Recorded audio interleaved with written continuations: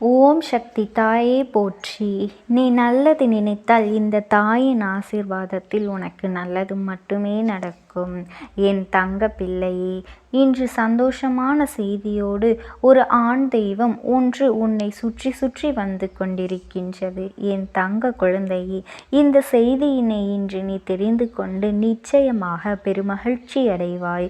என் அன்பு பிள்ளையே, இந்த நேரம் உனக்கான செய்தியினை கொண்டு வந்திருக்கின்ற இந்த ஆண் தெய்வம் யாரென்று நீ தெரிந்து கொள்ள வேண்டும் அல்லவா? எதற்காக அவர்கள் உனக்கு இந்த விஷயத்தை, இந்த செய்தியினை உனக்கு தர வேண்டும் என்று இந்த அம்மா நான் உனக்கு இருக்கும் பொழுதே வேறு யாராவது உனக்கு இந்த சந்தோஷமான செய்தியை கொண்டு வந்திருப்பது என்பதனையும் நீ தெரிந்து கொள்ள வேண்டும். இன்று நான் உனக்கு சொல்ல வந்திருக்கின்ற இந்த செய்தியினை நீ சரியாக புரிந்து கொள்ள வேண்டும். நிச்சயமாக இனி உனக்கு என்ன நடக்கும் என்பதனையும் நீ தெரிந்து கொள்வாய். என் அன்பு பிள்ளையே, நல்ல செய்தி என்றால் என்ன? இவர்கள் உனக்கு என்ன தர வந்திருக்கின்றார்கள் என்பதனையும் நீ இன்றே தெரிந்து கொள்ள வேண்டும்.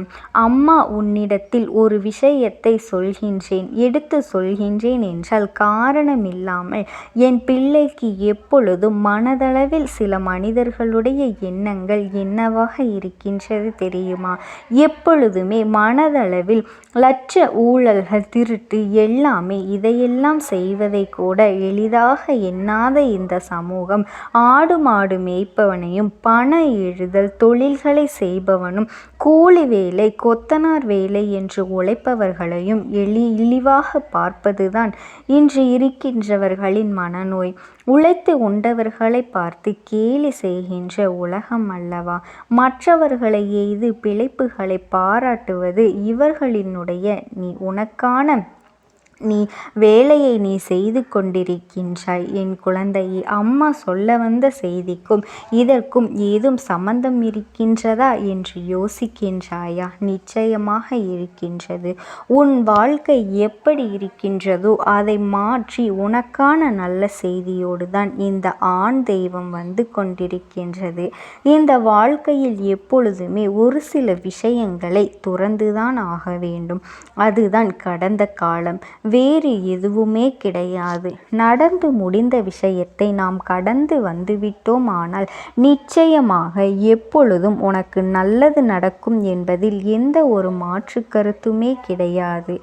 எப்போதும் உனக்கு பொறுப்புகள் வருகின்றதோ அப்போதுதான் இந்த வாழ்க்கையின் பொழுதுபோக்குகள் எல்லாம் மறந்துவிடும். நீ நன்றாக யோசித்துப்பார் என் பிள்ளையை. அடிக்கடி கையில் கைபேசியை வைத்து நோண்டி கொண்டிருப்பவர்களுக்கு வாழ்க்கையில் ஒரு பொழுதும் பொறுப்பு இருந்தால், வாழ்க்கையின் மீது பயம் இருந்தால் அதை வைத்துவிட்டு ஓடத் தொடங்கி விடுவார்கள். இதுதான் உண்மை. வேலை இல்லாதவனும் வாழ்க்கையின் மீது பொறுப்புகள் இல்லாதவும் தான் இதையெல்லாம் செய்து கொண்டிருப்பான். முதலாளியிடம் எப்பொழுதுமே நாம் கவனமாக இருக்க வேண்டும். முதலாளிகள் ஏழையிடம் திருடும்போது அது வணிகமாக மாறிவிடுகின்றது. ஆனால் அதே நேரத்தில் எந்த ஒரு ஏழையினாலும் முதலாளியை சுரண்ட முடியாது. என் குழந்தையை, அரங்கேற்றும் போது அது வாரியாக மாறிவிடும். ஏழை மக்கள் இதை எதிர்பார்த்து போராடினால் அது வன்முறையாக மாறிவிடும் அல்லவா? எதுவாக இருந்தாலுமே இந்த வாழ்க்கையில் இந்த ஏழைகளின் மீதும் உழைப்புகளின் மீதும் தான் எதிர்மறையாக திரும்புகின்றதே தவிர ஒரு பொழுதும் இவர்களுக்கு நல்லது நடந்து கிடையாது. இப்படியாக இந்த வாழ்க்கையில் ஒரு பொழுதும் இவர்களுக்கு ஒவ்வொரு விஷயங்களுக்குமே என் பிள்ளை உழைப்பவர்களுக்கும் நல்ல வழியில் செல்பவர்களுக்கும் எதிராக இருக்கும். இதையெல்லாம் கண்ட ஒரு ஆண் தெய்வமானது உனக்கு நீதி பெற்று கொடுக்க வேண்டும் என்று, இந்த வாழ்க்கையில் உன்னை நல்ல நிலைக்கு உயர்த்த வேண்டும் என்றும் இப்போது ஒரு முடிவு செய்திருக்கின்றது. அதை உணர்ந்து கொண்டு இப்பொழுது உன் முன்னால் நிற்கின்றது. என்னவென்று தெரிந்து கொள்ள வேண்டும் அல்லவா? என் தங்க குழந்தையே, அதை சொல்வதற்காகத்தான் வந்திருக்கின்றேன். இந்த அம்மா நான் உனக்கு என்ன கொடுக்க வேண்டும், ஏது கொடுக்க வேண்டும் என்று இப்பொழுது நினைக்கின்றேனோ அதையெல்லாம் எந்த நேரத்திலும் மன உறுதியோடு உனக்கு நான் தந்து கொண்டிருப்பேன் என்பதனையும் மறந்து விடாதே. இந்த சூழ்நிலைகள் உனக்கு நிச்சயமாக வேண்டுமானால் சாதாரணமாக இருக்கலாம். ஆனால் இந்த வாழ்க்கையில் ஒவ்வொரு நாளும் உன்னை தேடி வருகின்ற சில உண்மைகளை நீ என்னவென்று தெரிந்து கொள்ளும் பொழுதுதான் நிச்சயமாக இந்த வாழ்க்கை உனக்கு என்ன கொடுக்கின்றது என்பதனையும் என் பிள்ளை நீ புரிந்து கொள்வாய் அல்லவா? ஒரு ஆண் தெய்வம் நீ பட்ட கஷ்டங்களை எல்லாம் மருந்தாக உனக்கு சந்தோஷ செய்தியினை கொண்டு நிற்கின்றது. அப்படி என்றால் உன் வாழ்க்கை எந்த அளவிற்கு அவர் ஆராய்ந்து பார்த்திருப்பார் என்பதனையும் நீ புரிந்து கொள். என் குழந்தையே, வாழ்க்கையின் யதார்த்தத்தை நீ புரிந்து கொண்டு என் பிள்ளை எதிர்ப்புகள் எல்லாம் காணாமல் போய்விடும் என்பதனை நீ மறந்து விடாதே. வாழ்க்கை என்றால் எதிர்ப்புகள் இருக்கத்தான் செய்யும் என்பதனையும் நீ மறந்துவிடக்கூடாது. என் தங்க குழந்தையே, எல்லாம் சரியாகிவிடும். நான் ஏன் இப்படி சொல்கின்றேன் தெரியுமா? எளிமையாக வாழ ஆசைப்பட வேண்டும் என் குழந்தையே. மற்றவர்களை பார்த்து அது வேண்டும் இது வேண்டும் என்று ஒரு நாளும் நாம் எப்பொழுதும் ஆசைப்படக்கூடாது. அப்படி ஆசைப்பட்டாலும் நமக்கு நிச்சயமாக அது நடக்கப் போவது கிடையாது என்பதுதான் உன்னுடைய எண்ணமாக இருக்கின்றது அல்லவா? ஆசைகளை படுவது தவறு கிடையாது. ஆனால் அது நடக்காது என்று நீ நினைக்கின்ற உன்னுடைய எதிர்மறை எண்ணம்தான் உனக்குள் எதையும் கொண்டு வந்து கொடுக்காமல் விட்டு விடுகின்றது என்பதனையும் நீ புரிந்து கொள்ள வேண்டும். எந்த விஷயம் வேண்டுமானாலும் இந்த வாழ்க்கையில் உனக்கு கிடைக்க வேண்டும் என்றாலும் அத்தனையும் மனதைரியத்தோடும் தன்னம்பிக்கையோடும் நீ எதிர்கொள்ள வேண்டும். அப்படி நீ எதிர்கொண்டால் மட்டும்தான் அது உனக்கு உறுதியானதாக கிடைக்கும். உன்னுடைய தவறுகளை உன்னிடத்தில் சொல்பவர்களை ஒரு பொழுதும் நீ இழந்து விடாதே. அவர்கள் நீ மற்றவர்களிடத்தில் தலை குனிய கூடாது என்று எண்ணுபவர்கள் என்பதனை முதலில் புரிந்து கொள். என் குழந்தையே, இங்கே நீ செய்யும் தவறு செய்யும் பொழுது அதை கூட சரி என்று சொல்லி உன்னை நடுத்தெருவில் இழுத்து விடுகின்றார்கள்.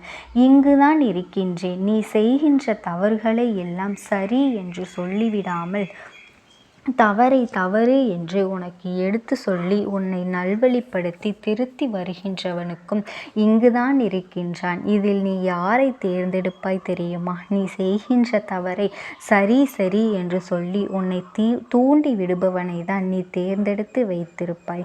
நீ செய்வது தவறுதான் என்று எடுத்து சொல்கின்றவரை இதுதான் உண்மையும் கூட.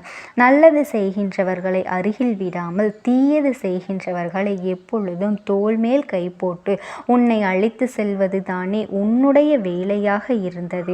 இப்படியெல்லாம் வாழ்க்கையில் ஒவ்வொரு மாற்றங்களையும் நீ காணும் போதுதான் உனக்கு பல பிரச்சனைகள் வரத் தொடங்கியது. உண்மைதானே? உனக்கு பிரச்சனைகளை எல்லாம் உனக்கு வரும் பிரச்சனைகளுக்கெல்லாம் நீ மட்டும்தான் காரணம் என்பதனை முதலில் நீ புரிந்து கொள்ள வேண்டும். உன்னுடைய பிரச்சனைகள் எல்லாம் இந்த வாழ்க்கையை விட்டு நிச்சயமாக வெளியே செல்ல வேண்டும். உன் பிரச்சனைகள் ஒவ்வொன்றும் நிச்சயமாக இனிமேலாவது இந்த வாழ்க்கையில் உனக்கான மனநிறைவை கொடுக்க வேண்டும் என்பதனை முதலில் நீ புரிந்து கொள்ள வேண்டும். அப்படியானால் இந்த நேரம் உன் வாழ்க்கையில் நிச்சயமாக என் பிள்ளை இருக்கின்ற அத்தனை தீமைகளையும் கறந்து களைந்து உனக்கு நல்லது நடக்கின்றது என்பதை சொல்ல வந்திருக்கின்ற அந்த ஆண் தெய்வம் யார் தெரியுமா? என் குழந்தையே, உன் குலதெய்வம். என்னை தாண்டி ஒருவர் உனக்கு நல்ல செய்தியினை கொண்டு வந்து நாம் சர்வசாதாரணமாக நினைத்துவிட முடியாது அல்லவா? நிச்சயமாக இன்று உனக்கான நல்ல செய்தியை கொண்டு வந்து நிற்பது நிச்சயமாக அந்த ஆண் தெய்வம் இந்த முருகப்பெருமானின் ஆசியோடு. எண்ணங்களும் குணங்களும் என்னவென்று தெரியும். அவர் தீங்கு செய்கின்ற பிள்ளைகளை ஏறெடுத்து பார்க்க மாட்டார். அதே நேரத்தில் ஒரு சிறு துளி அளவு கூட நல்ல விஷயத்தை நீ ஒருவருக்கு செய்து விட்டாயானால் உன்னை தலைக்கு மேல் தூக்கி வைத்து கொண்டாடுவார். மனமகிழ்ச்சி அடைந்து நீ வேண்டிய வரங்களை எல்லாம் உனக்கு அள்ளி கொடுத்து விடுவார்.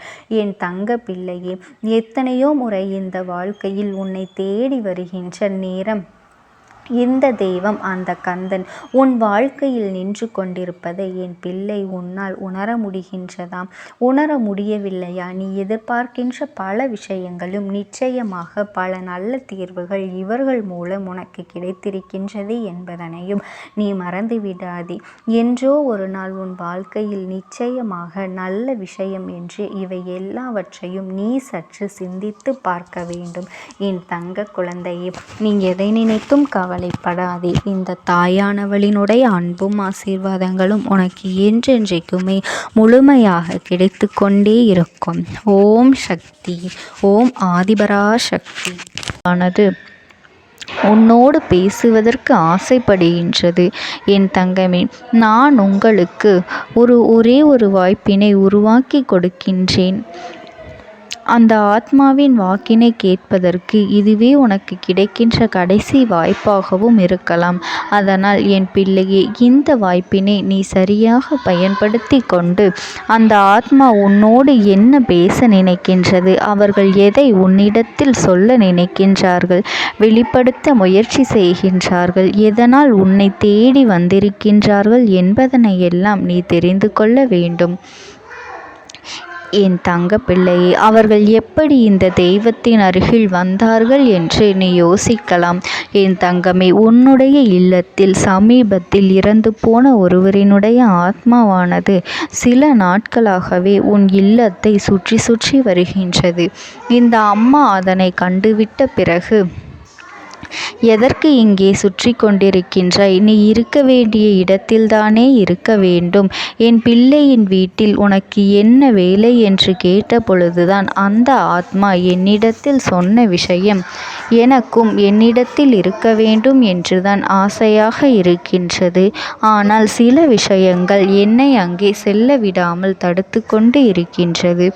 எனக்கு என்னுடைய குடும்பத்தில் இருக்கின்றவர்களிடம் பேசியாக வேண்டும். என் மனதில் தோன்றுகின்ற சில விஷயங்களை அவர்களிடத்தில் சொல்லிவிட்டால் நான் மனநிறைவோடு இங்கிருந்து சென்று விடுவேன். சில விஷயங்களை நான் அவர்களோடு பகிர்ந்து கொள்ளாமல் விட்டுவிட்டேன். அதற்கு சரியான நேரம் இப்பொழுது வந்திருக்கின்றது. இப்பொழுதும் சொல்லாமல் நான் சென்று விட்டால் இனி காலம் முழுவதும் என்னால் அவர்களிடத்தில் சொல்லிவிட முடியாது. இதற்கு நீங்கள்தான் துணையாக நிற்க வேண்டும் அம்மா என்று என்னிடத்தில் வாய்ப்பினை ஏற்படுத்தி கொடுக்க வேண்டும் என்று கேட்டது.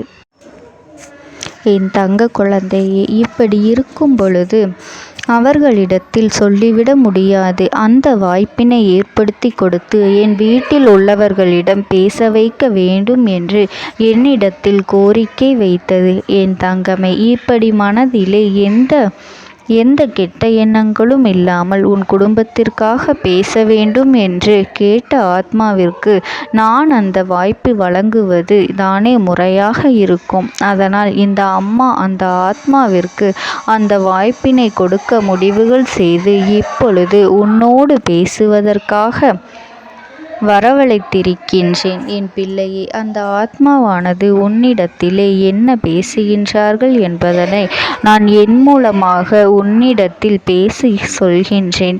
இந்த அம்மாவிடத்திலிருந்து தான் அவர்கள் மனதில் பேச நினைப்பதை எல்லாம் பேச முடியும். என் தங்கமே, நேரடியாக ஒரு ஆத்மாவின் குரலை உன்னால் அத்தனை சுலபமாகவெல்லாம் கேட்டுவிட முடியாது. இந்த அம்மா அதற்காகத்தான் இன்று இந்த உதவியை செய்கின்றேன்.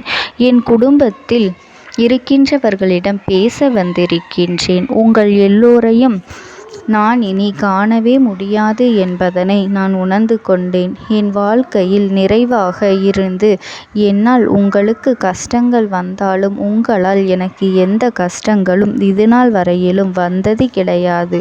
நான் நினைத்தது போல இந்த வாழ்க்கையை அத்தனை சந்தோஷமாக வாழ்ந்து கொண்டுதான் இருந்தேன். என் குடும்பத்தில் இருக்கின்றவர்களிடம் பேச வந்திருக்கின்றேன். உங்கள் எல்லோரையும் இனி நான் காணவே முடியாது என்பதனை நான் உணர்ந்து கொண்டேன். உங்களோடு இருந்த இந்த காலகட்டம் குறைவாக இருந்தாலும் எனக்கு கிடைத்த சந்தோஷங்களும் மகிழ்ச்சியும் ஏராளமாக இருந்தது. அதனால் எனக்கு எந்த ஒரு கவலையும் இதுவரையில் இருந்ததே கிடையாது. நான் நினைத்தது போல இந்த வாழ்க்கையை நான் சந்தோஷமாகத்தான் வாழ்ந்து கொண்டு இருந்தேன். ஆனால் இவ்வளவு காலம் எனக்கு சீக்கிரமாக என்னுடைய ஆயுள் முடிந்துவிடும் என்று எனக்கு முன்பே தெரியாது.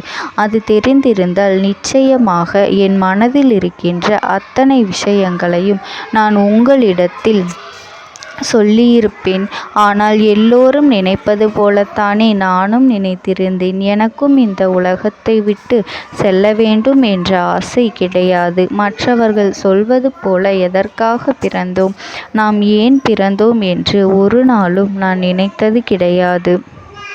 வாழ வேண்டும் என்றுதான் ஆசைப்பட்டேன். என்னுடைய ஆசைகள் எல்லாம் நிராசையாகும்படி இந்த உலகத்தில் விட்டு செல்ல வேண்டிய காலகட்டம் கட்டாயம் வந்துவிட்டது. என்னுடைய கடமை இங்கே சரியாக முடிவதற்கு வந்துவிட்டது.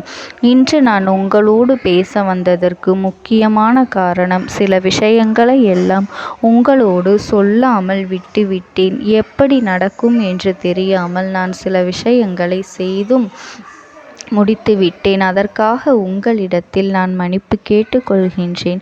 இதை உங்களிடத்தில் பகிர்ந்து கொள்ள வேண்டும் என்றுதான் இன்று நான் வந்திருக்கின்றேன். உங்களை நான் மனதார வணங்குகின்றேன். இந்த வாய்ப்பினை நான் சரியாக பயன்படுத்தி கொள்ள விரும்புகின்றேன். அதனால்தான் என் மனதில் இருக்கின்ற விஷயங்கள் எல்லாம் நான் சொல்லிவிடுகின்றேன். சிறிது நேரம் அமைதியாக அமர்ந்து என்னுடைய வார்த்தைகளை கேட்டாலே போதும். என்னுடைய அன்பினை புரிந்து கொண்டு அதுவே எனக்கு போதும். நான் நிச்சயமாக இங்கிருந்து நல்லபடியாக சென்று விடுவேன். இன்று உங்களோடு பேச வந்ததற்கு ஒரு முக்கியமான காரணம், நான் சில விஷயங்களை சொல்லாமல் விட்டுவிட்டேன். இப்படி நடக்கும் என்று எனக்கு ஒரு நாளும் தெரியாமல் சில விஷயங்களை செய்துவிட்டேன். அதை உங்களிடத்தில் பகிர்ந்து கொள்ளத்தான் வந்திருக்கின்றேன். என் மனதில் நினைக்கின்ற விஷயம் என்ன தெரியுமா? நான் உங்களை நன்றாக பார்த்து கொள்ள வேண்டும். உங்களின் ஆசைகளை எல்லாம் நிறைவேற்றி கொடுக்க வேண்டும். உங்கள் வாழ்க்கையில் நடத்தி கொடுக்க முடியாமல் போனாலும் இனிமேல் அதையெல்லாம் நடத்தி கொடுக்க வேண்டும் என்று ஆசைப்பட்டு என்னால் ஆன முயற்சிகளை எல்லாமே செய்து கொண்டிருந்தேன். ஆனால் முழுமையான பலன்களை கொடுப்பதற்கு முன்பாகவே இது போன்று நடந்துவிட்டது. அதனால் நான் ஏதேனும் குற்றம் குறைகள் செய்திருந்தாலும், ஏதேனும் உங்களுக்கு மனதிற்குள் கஷ்டத்தை தந்திருந்தாலும் என்னை மன்னித்து விடுங்கள். நான் எப்பொழுதும் உங்கள் மீது உண்மையான அன்பினைத்தான் வைத்து கொண்டிருக்கின்றேன். நான் ஒரு நாளும் மனதில் ஒன்றும் வெளியில் ஒன்றுமாக ஒரு நாளும் நான் நடந்து கொண்டது இல்லை. அதனால் என்னவோ என்னுடைய குணங்கள் சிலருக்கு இங்கே பிடிப்பதே இல்லை. எதுவாக இருந்தாலும் என்னோடு இருக்கின்ற என் குடும்பத்திற்கு தெரியும் அல்லவா நான் யார், என்னுடைய அன்பு எப்படிப்பட்டது என்று. அதனால் என்னுடைய அன்பினை முழுமையாக உணர்ந்து கொள்ள வேண்டும் என்று அதனை இங்கிருந்து ஏற்றுக்கொள்ளவே முடியாத ஒரு விஷயமாகத்தான் இருந்தது. நானும் அங்கும் அங்கும் ஓடி ஓடி மீண்டும் என்னுடைய உயிரை மீட்டெடுத்து விடலாம் என்றுதான் முயற்சி செய்தேன். ஆனால் அப்பொழுது என்னால் அதையெல்லாம் செய்ய முடியவில்லை. உயிரற்ற உடலாக இங்கே நின்று கொண்டிருக்கின்றேன். நாட்கள் செல்ல செல்ல இதை எனக்கு ஏற்றுக்கொள்ள பழகிவிட்டது. இனிமேல் இதுதான் என்னுடைய உலகம்.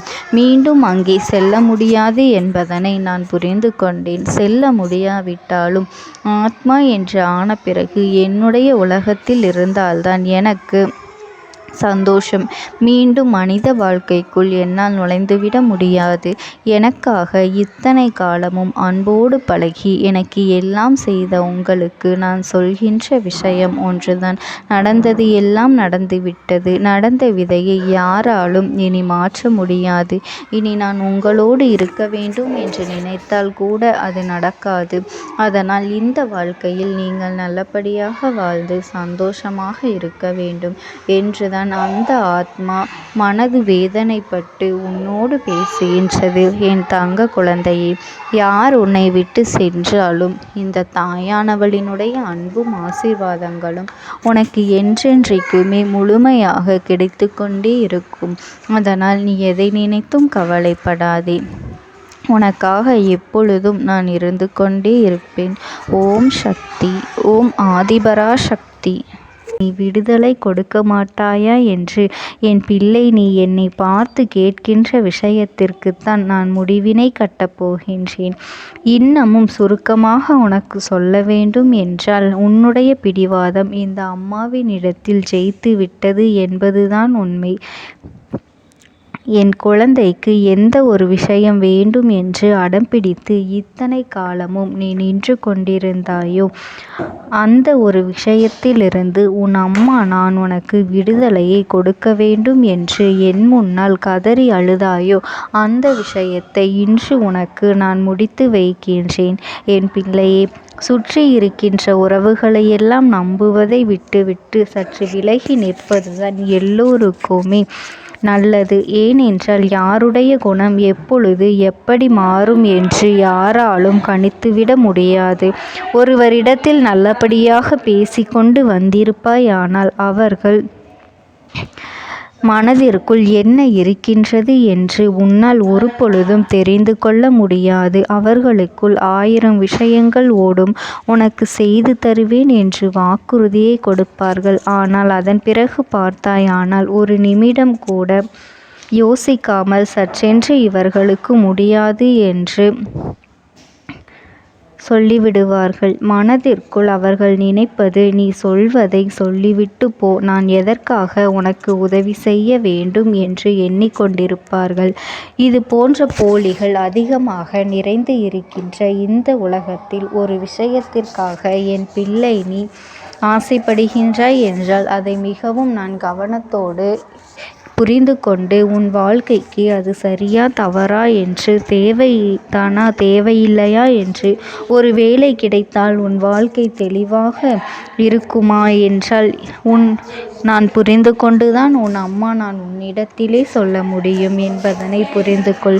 உனக்கு எத்தனை கால தாமதங்கள் ஆகியது என்பதனை அதனை புரிந்து கொள்ள அதை உன்னிடத்தில் ஒப்படைக்க வந்ததற்கு காரணம், பல அதிசக்தி வாய்ந்த பூஜைகளாலும் தெய்வங்களை நீ தொடர்ந்து வணங்கி கொண்டிருப்பதாலும் மட்டும்தான் உன் வேண்டுதல்கள் உச்சத்தை தொட்டுவிட்டது. தெய்வத்தின் மனதை நீ தொட்டுவிட்டாய். இனிமேல் உன்னிடத்திலிருந்து தெய்வத்தினால் தப்பிக்க முடியாது. நிச்சயமாக இனிமேல் இதனை நீ கொடுத்துதான் ஆக வேண்டும். எந்த